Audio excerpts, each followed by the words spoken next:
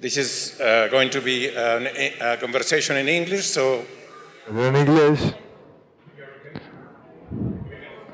Listo, vamos a comenzar entonces. Es un honor el estar acá con Nasha Matilda.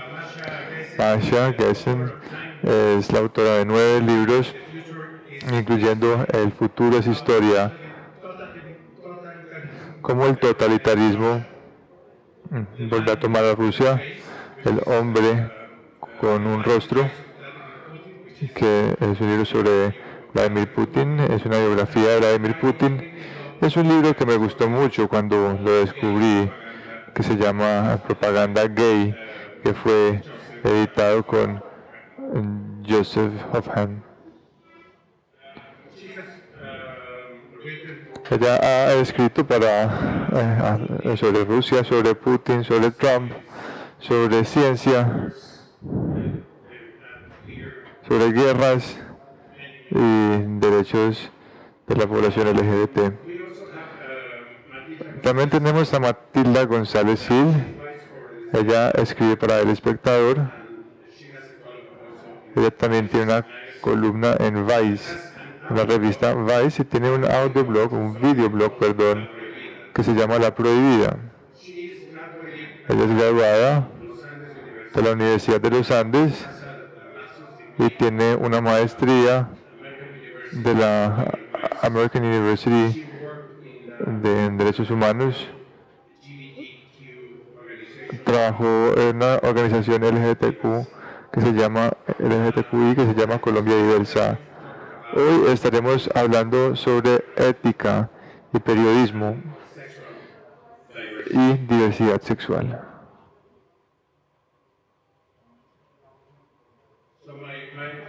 Mi pregunta inicial es sobre la ética en el periodismo. ¿Qué las hace a ustedes diferentes de los activistas propagandísticos? De los activistas. ¿Qué los hace a ustedes diferentes de un activista? ¿Qué me hace a mí diferente? ¿O no hay diferencia? Yo creo que no haya una diferencia significativa realmente. Yo creo que hay diferentes habilidades, hay diferentes maneras en que puedo gastar mi tiempo.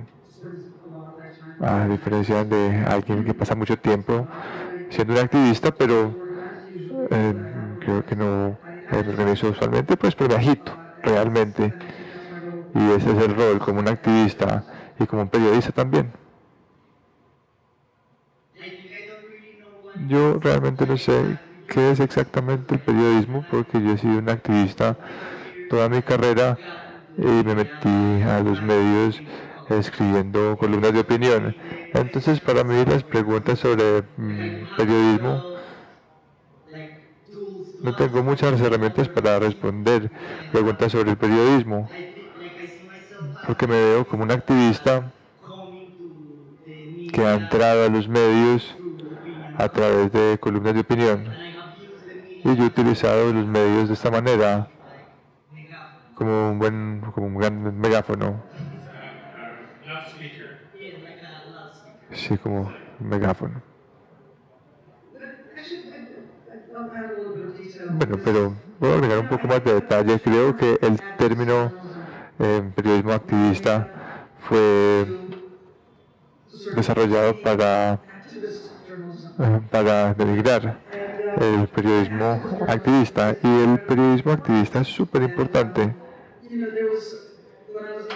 Cuando yo era una periodista joven trabajando en la prensa gay de los Estados Unidos, había una idea que la prensa gay, como otras prensas de comunidad y de movimiento, no eran periodismos reales.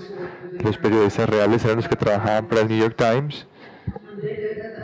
Y en aquella época el New York Times no permitía a los periodistas negros escribir sobre temas de derechos civiles, no permitía que los periodistas gays escribieran de temas de gay. Si alguien había salido del closet en el en el cuarto, en la sala de prensa, que sea poco común.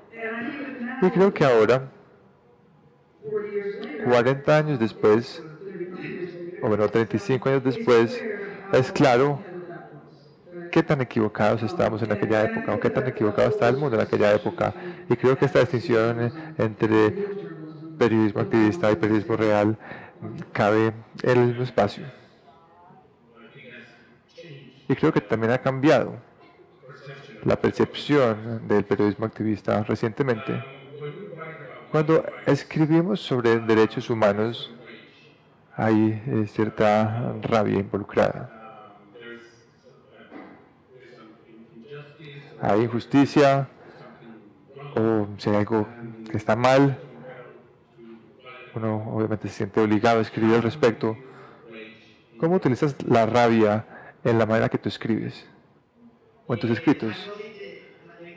De hecho, mi primera columna para País Colombia se llama Transfruity, o la rabia trans, o Transfury.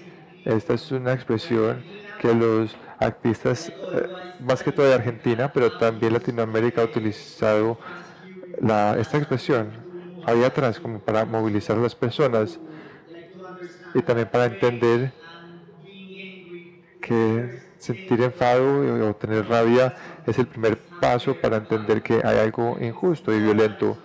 Es normal sentir rabia y estar enfadado sobre algo que no es justo, pero en el mismo momento creo que cuando tenemos una plataforma para hablarle a las personas o para dar nuestras opiniones, yo creo que es muy importante que hablemos cómo nosotros también tenemos que ser responsables con esta rabia que sentimos, con este enfado que sentimos, porque si estás en un momento en caliente, te puedes equivocar, pero si puedes capitalizar este enfado en acción política, esto puede ser muy exitoso. Y puede ser una buena herramienta para luchar por los derechos humanos. Y también tiene que ver mucho con la otra pregunta que se hizo sobre periodismo y activismo. Y yo creo que la neutralidad es como un mito. Yo creo que uno puede ser neutral, uno puede pretender ser objetivo neutral, pero uno siempre tiene una perspectiva, siempre tiene un punto de vista. Y en este orden de ideas creo que la división entre el periodismo y el activismo tiene que ver con la idea que cuando hablamos de ideas, solamente hablamos de argumentos y lógica e ignoramos las emociones, y creo que las emociones son una gran parte de la política. Sí, voy a seguir donde habíamos dejado porque estoy completamente de acuerdo con esto. Y yo creo que hay una diferencia en lo que sirve como combustible para escribir y escribir como tal. Yo creo que tener enfado, tener rabia, todas estas permutaciones del enfado, pues son importantes como motivación para trabajar. Pero lo que es más importante para mí cuando escribo es asegurarme que el lector sienta esto, no que el lector perciba que yo siento esto, pero que el lector de hecho lo sienta. Y no creo que haya un espacio para pretender ser neutral, especialmente ahora, cuando hay una línea tan delgada. Si existe tal línea de pretender de ser neutral y simplemente ser perspectiva al respecto de la injusticia humana y de las injusticias y de la desigualdad. Entonces, ese término neutral no me gusta, y que acá solamente estamos para reportar los hechos y que estas son ambas partes. Pero habiendo hecho esto, creo que la mayoría de mis emociones tienen que ser dejadas de lado. Yo creo que ambos sienten enfado, pero también son transparentes al respecto. En tu introducción a la propaganda gay, que es bastante fuerte, le dices a las personas por qué,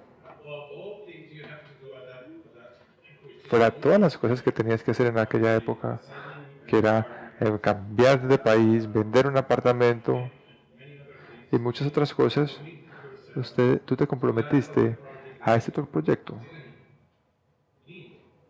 un proyecto que no necesitabas, porque había algo mal con Rusia y con Putin. But that was actually so that this when I was about to leave Russia 5 years ago. Hace 5 años, cuando estaba a punto de dejar Rusia, y la razón por la que me tocó irme fue por la campaña anti-gay. Somebody I didn't know Alguien que no says that conocía me dijo que podíamos montar una colección de historias de amor from Russian LGBT people. de la población LGBT de Rusia. Y primero dije, pues no tengo tiempo, y así, y luego I did it with them and we put together this collection. hicimos el trabajo juntos, montamos la colección y fue maravillosa.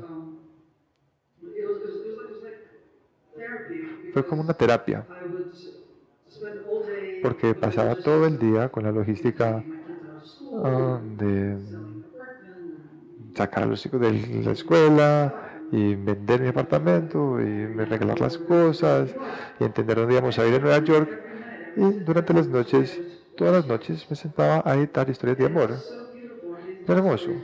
Y estas historias de amor eran tan extrañas y raras, unas bastante creativas, y había tanto cariño en estas, y había unas que eran muy trágicas,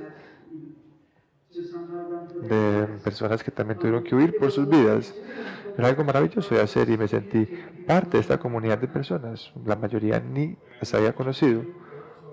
María, tú también utilizas el amor de manera diferente para comunicar lo que quieres comunicar.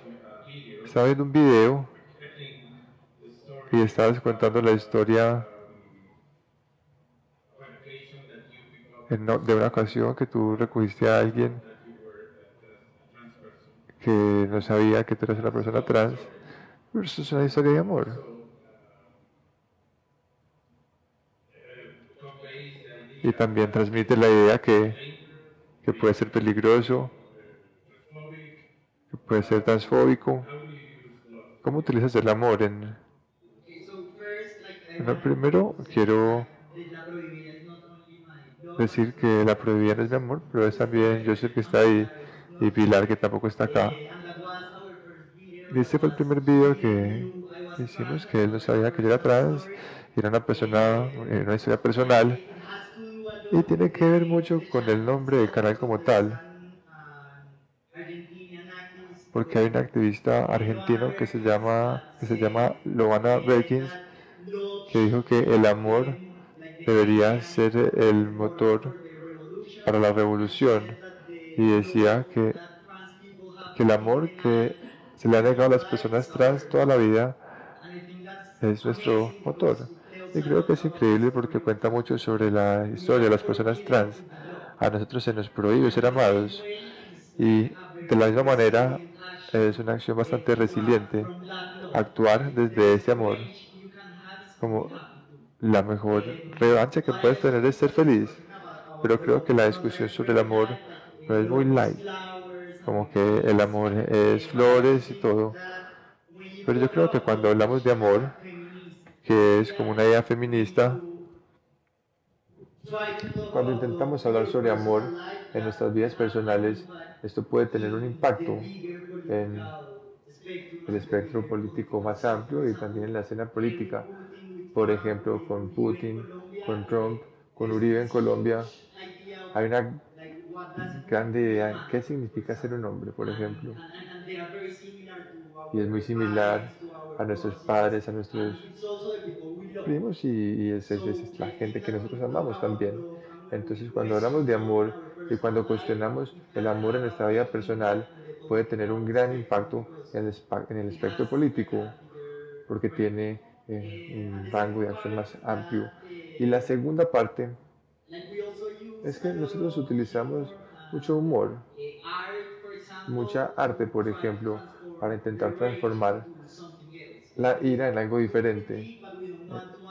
Sí, hacemos crítica, pero no queremos responder de la misma manera, no queremos ser igual a ellos porque no compartimos su ética, no creemos que el fin justifica los medios, y yo creo que eso también es una pregunta, una cuestión sobre amor, sobre hacer tu trabajo en el activismo con amor, porque creemos que esa es la manera correcta.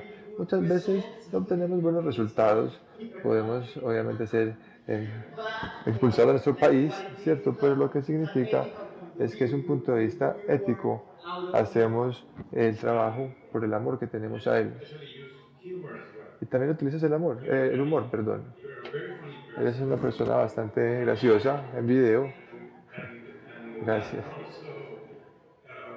Eso también te ayuda a transmitir el mensaje. Si nos puedes contar un poco sobre el humor. Yo creo que el humor tiene dos aspectos, porque cuando las personas trans son fuertes y se tienen confianza, y cuando hablas lo que piensas, siempre hay como una venganza hacia ti. Te tienen que recordar a dónde perteneces o cuál es tu lugar. Y el humor puede ser una manera estratégica de sobrevivir, de convencer a nuestra audiencia de mejor manera. No puede como sonreír un poco, pero al final estás dentro de tu propia estrategia. Entonces eso es una cosa. Pero también creo que el humor en ese momento, en los medios, con todos estos medios, con todas estas noticias falsas, pues el humor es una gran herramienta porque nos ayuda a entender la realidad y la no realidad. Y no es solamente pensar que la audiencia es tonta, no se debe tratar a nuestra audiencia como si fueran tontos, pero hay que darles la oportunidad de ser lo suficientemente inteligentes para que entiendan que es un chiste. Y creo que también es una herramienta política en ese sentido. Algo que hemos aprendido del feminismo es que es personal y es político. El movimiento Me Too, el movimiento de Ni Una Más, esos movimientos, ¿cómo pueden darle luz a esos temas relacionados con la población LGBTI?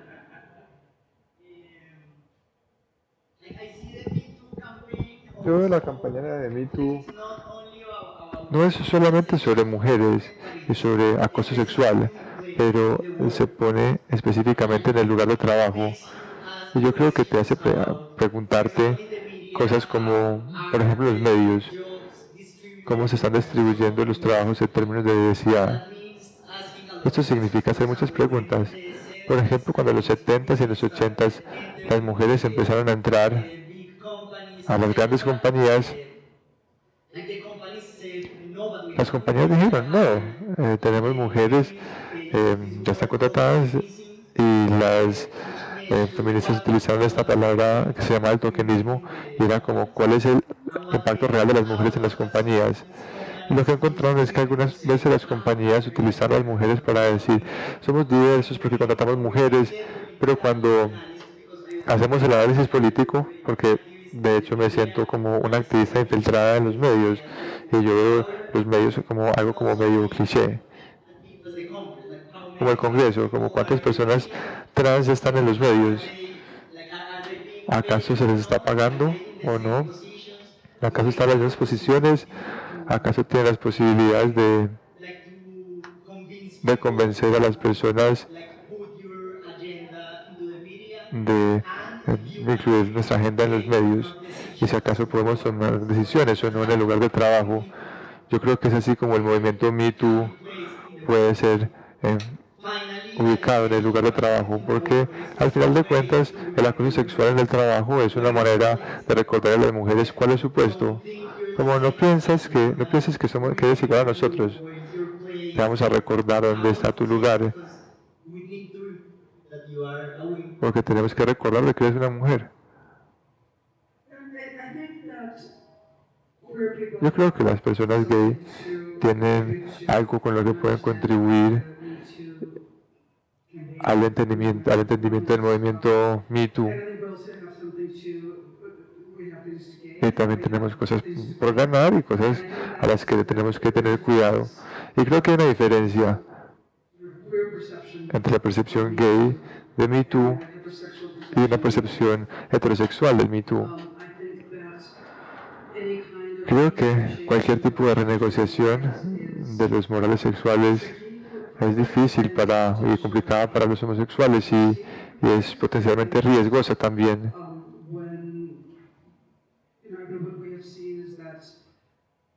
Lo que hemos visto es que cualquier tipo de acusación falsa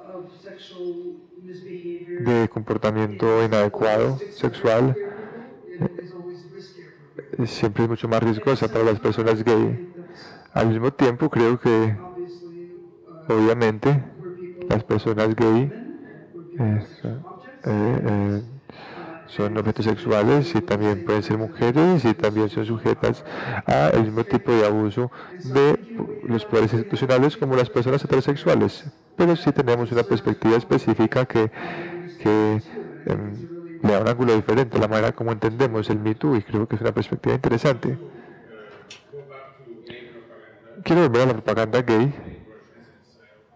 Había un libro sobre rusos que es en el exilio y hablaste o dijiste que le querías mostrar al mundo cuando los Olímpicos de Sochi iban a suceder que la situación en Rusia estaba muy difícil. ¿Cuál fue la respuesta a esto, a este libro, internacionalmente y en Rusia? Parece ya historia antigua, pero no fue hace tanto tiempo, pero me parece que los Olímpicos fue como un mundo diferente. En algún momento dices que eso hizo que los Olímpicos de Sochi fueran los Olímpicos más gays de la historia de los Olímpicos de invierno. No me acuerdo haber dicho eso, pero me acuerdo que hubo un momento donde el presidente Obama anunció en la delegación a los Olímpicos. Él no estaba mandando a ninguno oficial de alto rango a los Olímpicos de Sochi, pero mandó una delegación que incluía a dos personas abiertamente gays, que eran personas que habían participado en Olímpicos, así solamente como para molestar a Putin. Y sí, y hubo una discusión abierta sobre los atletas LGBT y los problemas LGBTI. Y parece que fue hace tanto tiempo y las cosas que hablamos en aquella época eran increíbles, eran horribles. Por la campaña anti-gay de Kremlin, había una violencia anti-gay creciente y había una amenaza de que los hijos fueran quitados de los padres. Y esta es una de las historias con las que empieza el libro, sobre esto, sobre estas dos mujeres que están intentando proteger uno de sus hijos.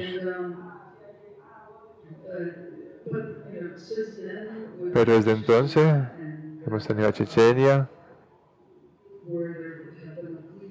donde han habido por lo menos 4 hombres gays que han sido asesinados por las autoridades en Chechenia, una mujer por lo menos que fue asesinada por su familia y docenas más que han sido detenidos y torturados, muchos desaparecidos. Y en la otra mano, más de 100 personas que fueron extraídas, activistas LGBTI, y llevados a otros países, que es de hecho uno de los actos más inspiradores de activismo que he visto. Personas que no tenían ni experiencia ni práctica en esto, ni capacitación, no sabían nada sobre Chechenia en la época que se metieron en esto.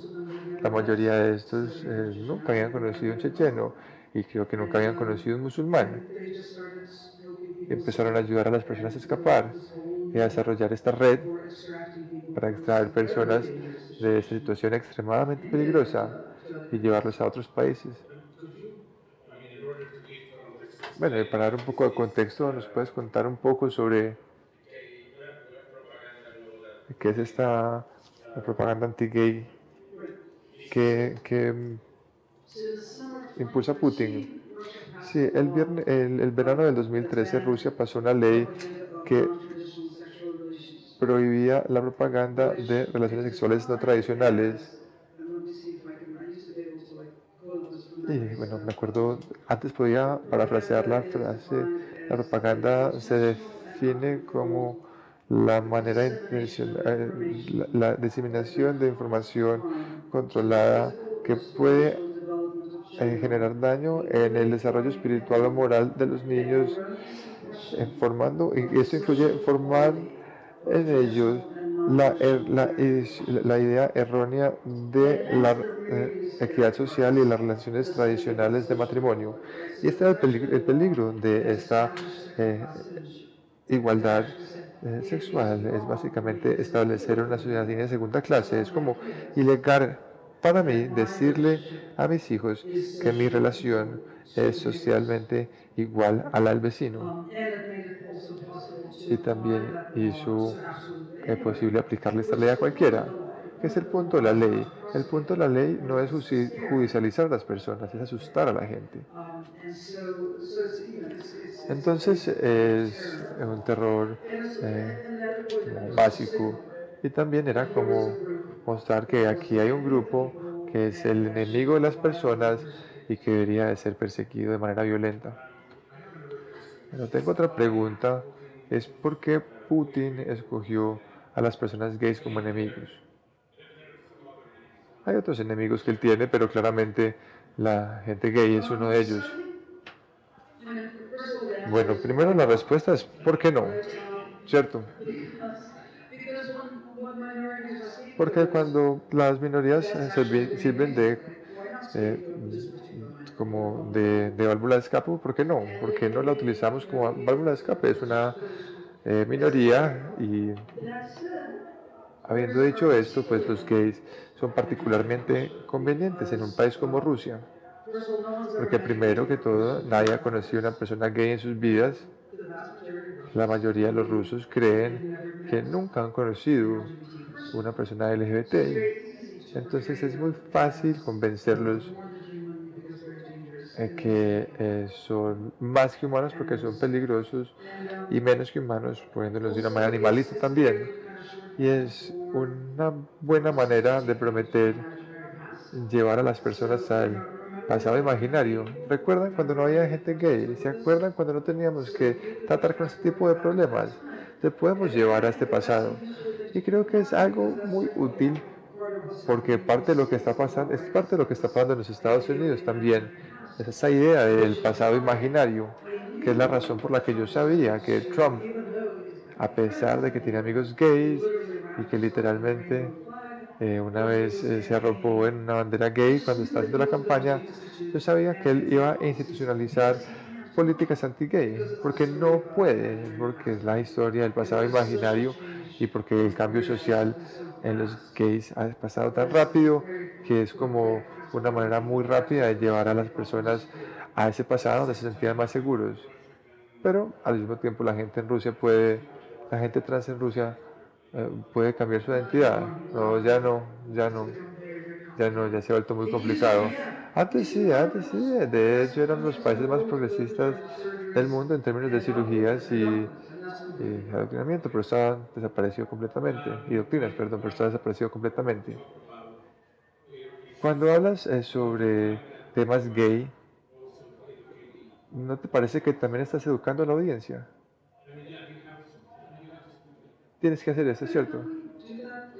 Bueno, pero no lo hacemos en general.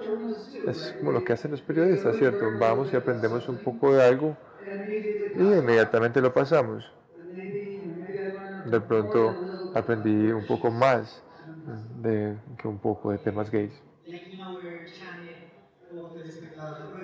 En nuestro canal, El Espectador La Prohibida, creo que fue una decisión bastante consciente que tomamos, que queríamos un canal con educación que también fuera divertida. Creemos que había otros lugares para expresar nuestra ira, y está bien expresar nuestra ira, sentir rabia en contra de la violencia, pero creímos que no habían espacios para personas que tuvieran la curiosidad sobre algo, pero se sentían regañados cuando hacían preguntas, se sentían atacados de cierta manera. Entonces también diseñamos una estrategia sobre educación en nuestro canal, intentando ir a esa audiencia, llegar a esa audiencia, no con las personas que nos odian ya y con las que tenemos que estar enfadados, y a los que tenemos que apuntar, pero con personas que no sabían sobre esto y que podían llegar al canal simplemente porque eran chistosos o porque había de pronto arte involucrada y por eso pensamos en la educación como algo divertido. Queremos que las personas se diviertan mientras miran el canal.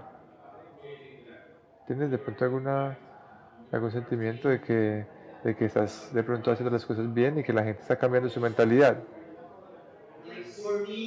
Para mí, yo vengo del movimiento de derechos humanos y yo creo que uno de los principales problemas en este momento que tiene que ver mucho con el efecto látigo y cómo los movimientos están volviendo,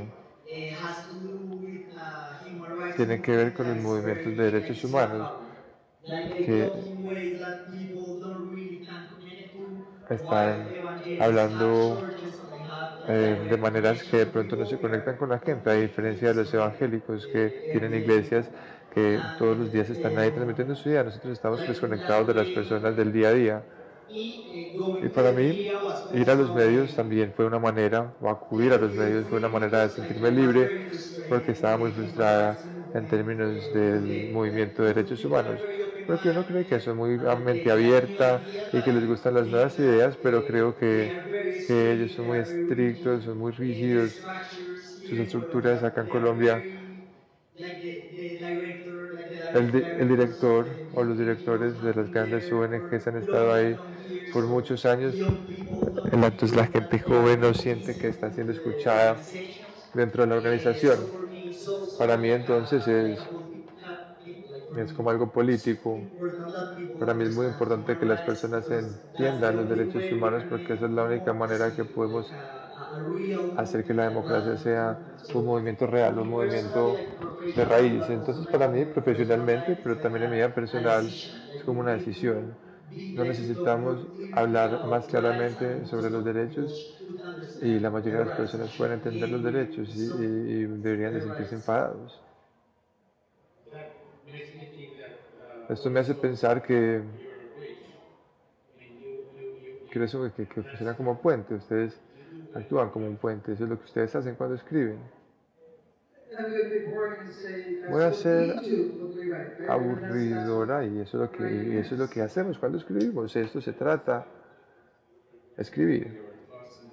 Estás compartiendo tus ideas y tus sentimientos y tus experiencias y la audiencia. Y el periodismo también tiene que ver con las experiencias de otros y sentimientos e ideas.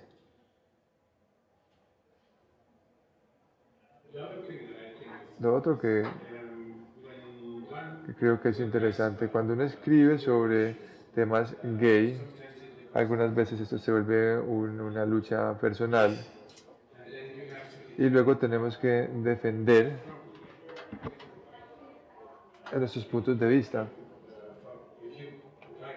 Si uno escribe sobre política, es una lucha personal, pero cuando escribes sobre tu condición o sobre algo que te preocupa, en primera persona también se vuelve una lucha personal.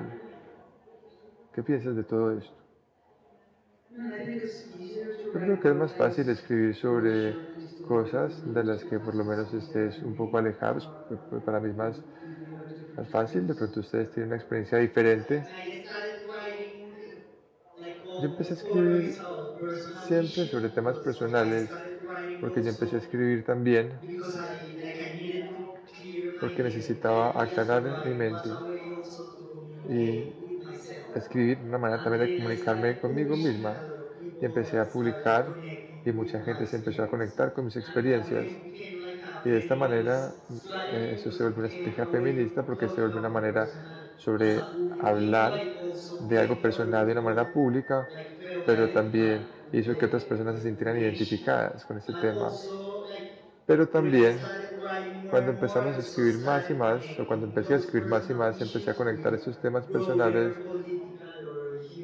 con temas de derechos humanos o políticos más amplios. Tuve un blog, por ejemplo, que se llamaba el Anaxitoris, que era un blog muy experimental. Y me acuerdo que el primer blog era como la primera el primer blog era como la primera vez que me metieron un dedo en el culo y era pues un tema también constitucional. Entonces, creo que con el sexo, por ejemplo, inclusive con el movimiento Me Too, nunca escuchamos la parte sexual. Uno escucha como yo fui acosada sexualmente, pero es una manera también de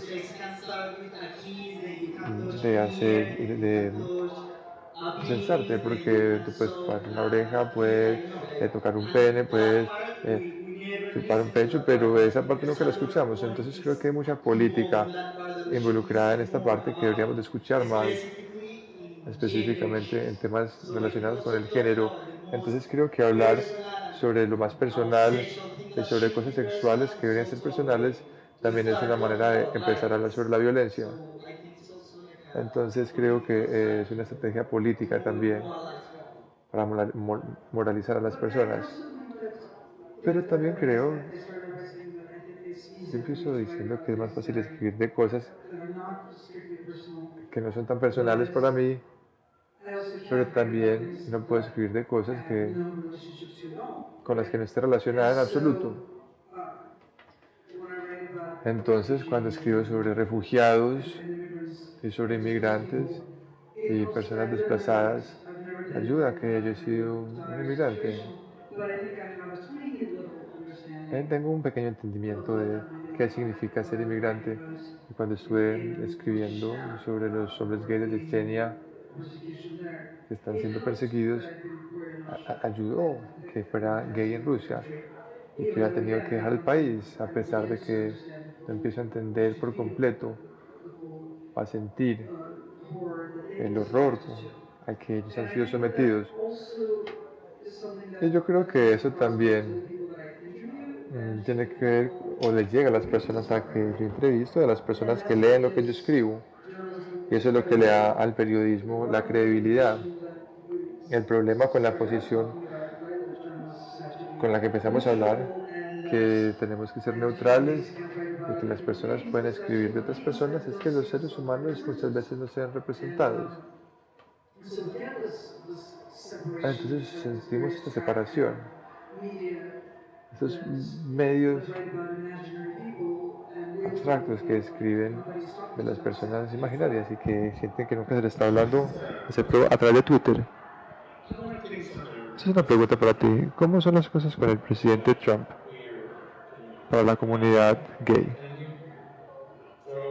¿Y acaso puedes hacer una comparación entre Trump y Putin? Políticamente, escuché un podcast donde haces esta comparación, pero quería tu opinión sobre los temas gay y Trump. Es difícil ser un ser humano en los Estados Unidos con Trump, no es que sea ser gay y ya, difícil con Trump. Hay cosas específicas. Trump emitió una política contra personas transgénero que están en el ejército, que hasta el momento la han contenido, pero es una amenaza increíblemente fuerte para muchas personas,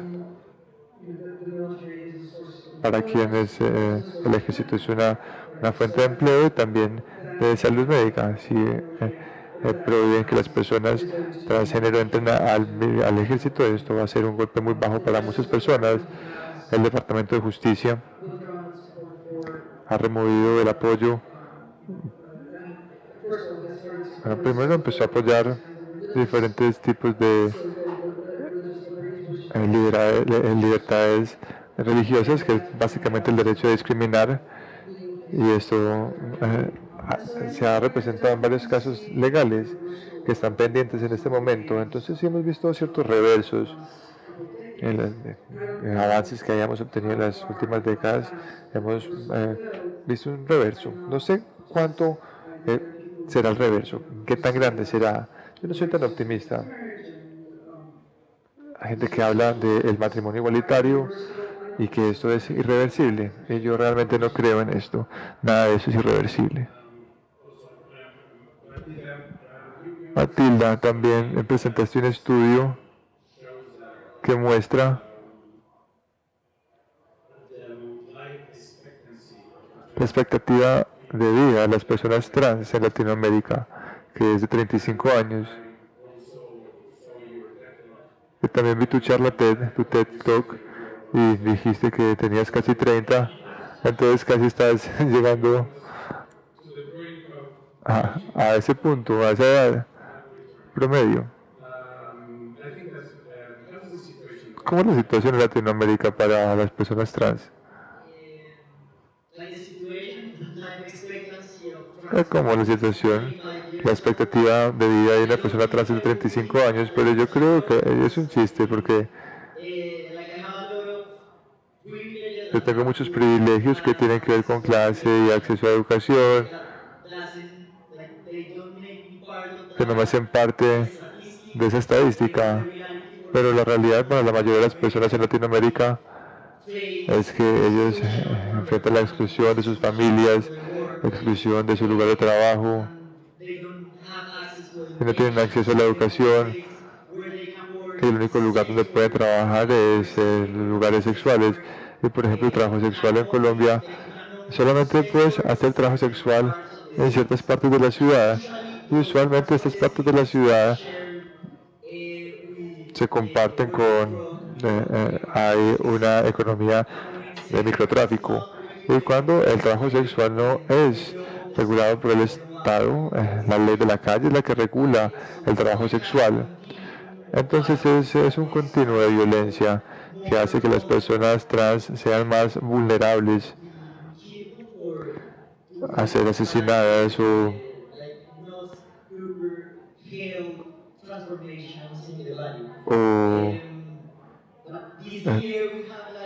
que no se les ayuda en sus transformaciones. Pero hemos logrado algo este año, un pequeño logro, y esto fue que logramos entrar al debate político, porque hicimos una campaña con una de las columnas en País Colombia, donde le preguntamos a las personas a preguntar a través de los medios sociales a sus candidatos cuáles eran sus propuestas para incrementar la expectativa de vida de las personas trans. Y fue muy exitosa porque logramos adentrarnos en el debate central del Congreso. Los representantes respondieron a la pregunta y la pregunta se le hizo a 3 candidatos políticos, a los que estaban corriendo por la presidencia. Entonces, creo que hemos tomado un paso adelante porque hay mayor visibilidad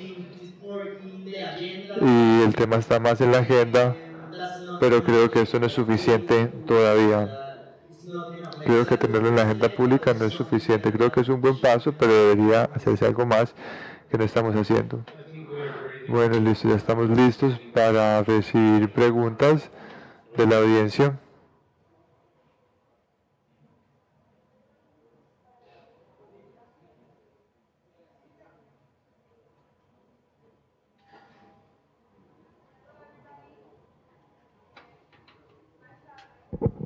Necesitamos micrófono para poder escuchar la pregunta.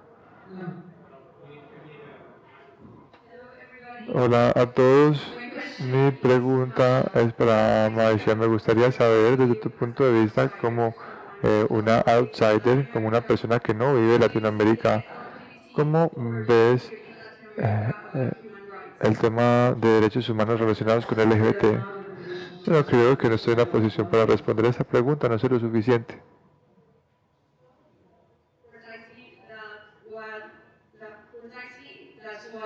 Pero por eso le quería preguntar, porque no vienes acá como Matilda y de pronto tenías algo nuevo para entrar a la conversación. Pero está bien. Gracias. Yo creo que los periodistas, que buenos periodistas aprenden a nunca hablar de algo que no han investigado.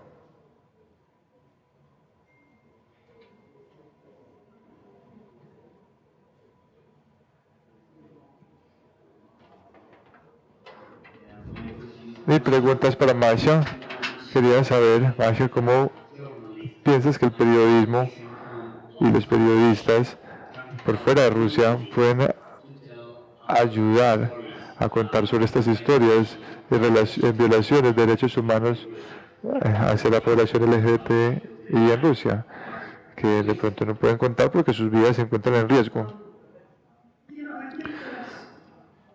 Yo creo que siempre es mejor, y esto es como una regla general para los periodistas y los activistas, es mejor hablar sobre cosas a las que tienes acceso y cosas que pueden hacer una diferencia localmente.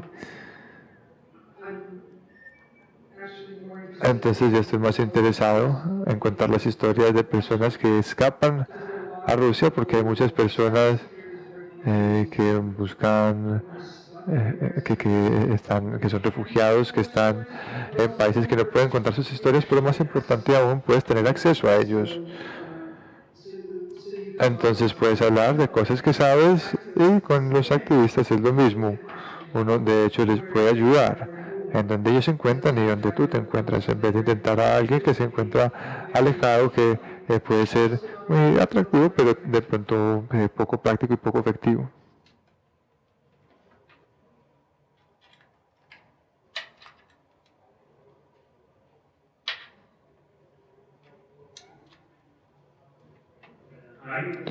Hola, mi pregunta es para ambos. Si podemos cambiar el lenguaje en una compañía, por ejemplo, en un lugar cosmopolita o en un mundo, en un lugar del primer mundo, enmarcado en un lugar de tercer mundo, ¿qué tipo de cambios podrías hacer sobre el lenguaje actual que se utiliza o la imaginación? El imaginario alrededor de la sexualidad. Si no entiendo la pregunta.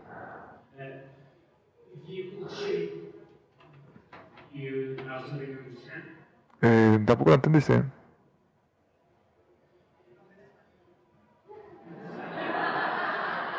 Si puedes cambiar algo del lenguaje hablado acerca de la sexualidad en este momento, ¿de qué manera cambiaría eso? Es decir, ¿qué acerca del lenguaje moderno alrededor de la sexualidad, por el uso de la sexualidad, el debate sobre la sexualidad, puede cambiar? If you could change something about sexuality. Si podemos cambiar algo sobre la sexualidad y la conversación que tenemos hoy por hoy sobre la sexualidad, ¿qué le cambiaría? ¿Es qué tipo de vicios de lengua escuchas o ves sobre la sexualidad? Yo creo que la pregunta es si nosotros pudiéramos cambiar sobre el lenguaje en el que hablamos sobre la sexualidad, ¿qué podríamos cambiar? ¿Y cómo, cierto?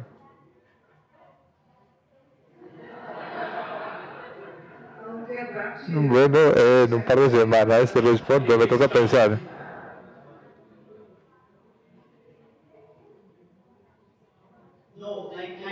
Bueno, yo sí creo que tenemos un gran problema con la identidad de género. Yo creo que nuestra sociedad está teniendo grandes problemas entendiendo qué es la identidad de género en términos en el que el movimiento trans entiende, y yo creo que grandes problemas de políticos alrededor de temas de igualdad de género que se han visto en Colombia podrían ser cambiados con una estrategia comunicativa diferente. Cambiaría la estrategia de identidad de género porque creo que es muy confusa para las personas y se está utilizando contra nosotros en el campo político con ese tema de ideología de género. Entonces cambiaría mi estrategia en cómo hablamos sobre problemas trans y sobre identidad de género, porque hay algo que no está funcionando. Sí, de hecho tengo un par de sugerencias también.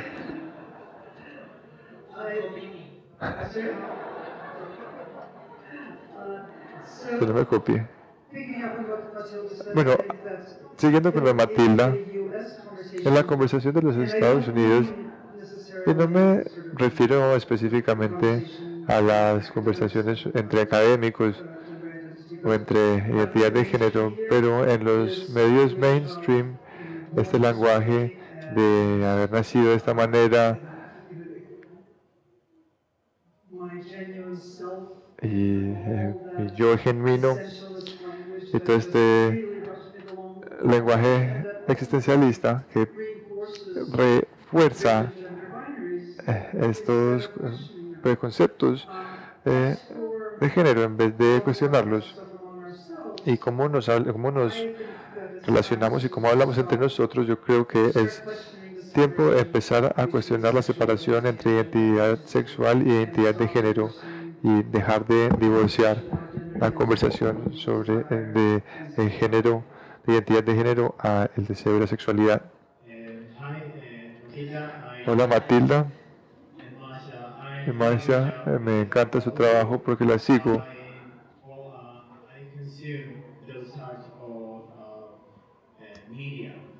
Yo consumo esos artículos de medios que ustedes producen. Esta pregunta es para ambos, para ambas.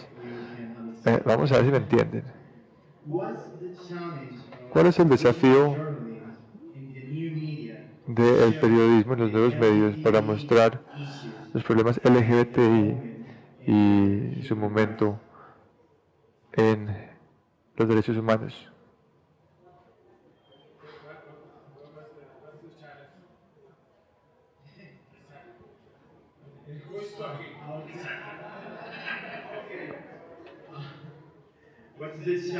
¿Cuál es el desafío del periodismo tradicional en los nuevos medios para mostrar los problemas LGBTI y su movimiento para mejorar la situación entre derechos humanos y personas transgénero? Yo diría que algunas veces siento que las personas se sienten que hablando de esos temas es algo chévere, es algo cool. Hay 1000 periodistas que siempre quieren hablar sobre esos temas, como quiero hablar sobre la historia de la persona trans porque es cool. Entonces hay como vuelven exóticos los temas trans que no son muy honestos y muchas veces se meten en ese cuento de que hasta que finalmente ella se convirtió en quien realmente era. Eso no tiene sentido, pero uno sigue escuchando este tipo de cosas. Entonces yo creo que nos falta más sinceridad, más honestidad, porque algunas veces solamente vemos a las personas trans o a las personas LGBTI como personas LGBTI y ya. Y eso no tiene nada que ver con la historia, pero tienes que decir que esa persona es trans o lesbiana o lo que sea. Entonces creo que tenemos que reconocer a las personas LGBTI, pero tenemos que ir más allá del solo hecho de LGBTI. Somos mucho más que solamente LGBTI. Pero creo que con el movimiento Me Too, yo creo que eso también es un tema de representación LGBTI en los medios.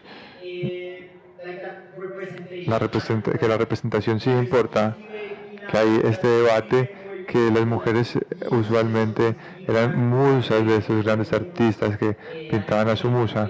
Y yo creo que tenemos que cambiar la perspectiva y que nosotros también estamos en los medios hablando y pintando nuestras propias historias en nuestros propios términos, porque al final eso también empodera a la comunidad o a la población LGBTI a contar tu propia historia de la manera que la quieres contar y escuchar. Y creo que en Colombia también hemos progresado mucho en los últimos 4 años, creo que como me dijeron, porque antes llamaban a las mujeres trans como él en los medios, y eso ha cambiado, hay más visibilidad, hay más plataformas para las personas LGBTI, y creo que eso es bueno y que se tiene que mantener de esta manera. Pero lo que puede mejorar, yo creo que la representación de las personas LGBTI contando la historia. Como lo dije anteriormente, yo creo que ahora, por ejemplo, en las columnas que tengo, sí tengo participación y espacio en los medios, pero no soy igual a las otras personas en los medios. Yo solamente tengo un pequeño contrato que me paga, que es Cromos. Entonces también se ve como si los medios nos dicen como, tú puedes hablar acá y todo, pero tienes que verlo como si no fuera un trabajo, tu activismo no es remunerado. Entonces creo que el próximo paso es la formalidad. Hemos estado en la informalidad por mucho tiempo. Estamos acá como nuestra fuente, entonces tú cuentas tu historia, eso es importante. o puedes escribir tu columna acá, pero yo creo que el próximo paso es que puedas ser igual con el resto de las personas en los medios para tener el mismo poder de decisión de ser igual, de tener las garantías. I have a question here. Tengo una pregunta. Hola, acá. This is kind of a follow-up question to Es una pregunta que sigue a todo lo que ustedes han dicho. En una parte de la discusión ustedes dijeron que eran unos activistas infiltrados en los medios. Y yo creo que una parte crucial de la ética del periodismo es abrir espacios para las personas que sean minoría, para que estas sean parte de la discusión. ¿Cómo ustedes, ambos, desde sus plataformas, pueden abrir nuevos espacios para personas gay, a las personas LGBTQ y para que sean parte de esta discusión? Yo creo que escribiendo estas historias, y yo intento hacerlo siempre que puedo.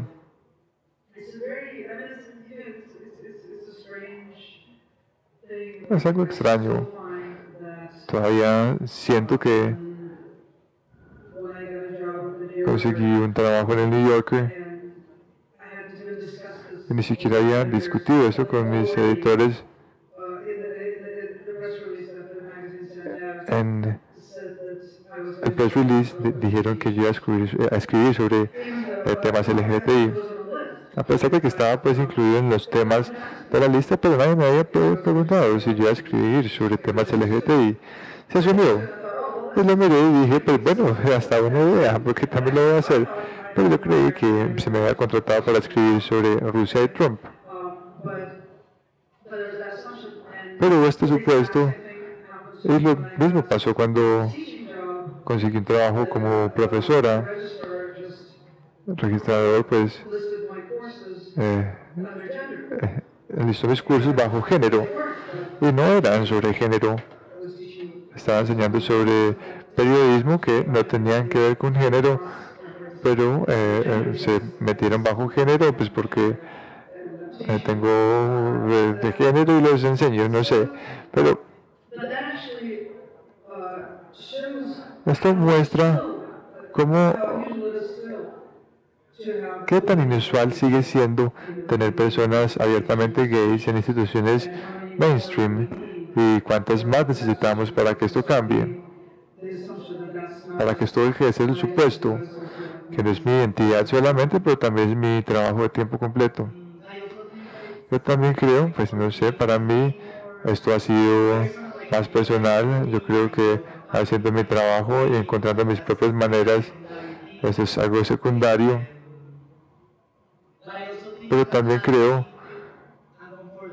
que hacer preguntas incómodas sobre muchas cosas puede ayudar, porque es como si los únicos espacios para las personas LGBTI es solamente hablar sobre temas LGBTI, como si el único problema de las personas LGBTI fuera el prejuicio y esta idea de que somos personas diversas y que las personas LGBTI están bien, pero por ejemplo para las personas trans este discurso es muy light, porque el problema real tiene que ver con la pobreza, tiene que ver con el gobierno utilizando más dinero para prisiones y para el ejército en vez de utilizarlo para educación, porque por lo menos la expectativa de vida de las personas trans es un tema de exclusión. Así viéramos en un mundo que no tuviera perjuicios, pero con desigualdad social, estaríamos también en el fondo de la cadena. Entonces también es permitirle a las personas LGBTI hablar sobre estos temas que no son relacionados de manera institucionalmente con tu problema, como si tú dices te odio trans y esto es discriminación, pues no puedes hablar de nada más. Por ejemplo, las mujeres trans no pueden hablar sobre temas diferentes relacionados con la mujer. No estamos estamos como en el debate, en la mitad del debate de agresión contra las mujeres. Entonces creo que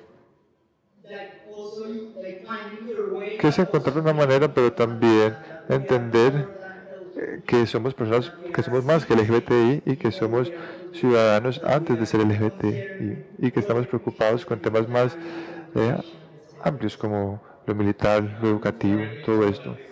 Bueno, se me dice que esta tiene que ser la última pregunta, la última respuesta, y quiero agradecerles por estar acá. Y Masha y Matilda, muchas gracias.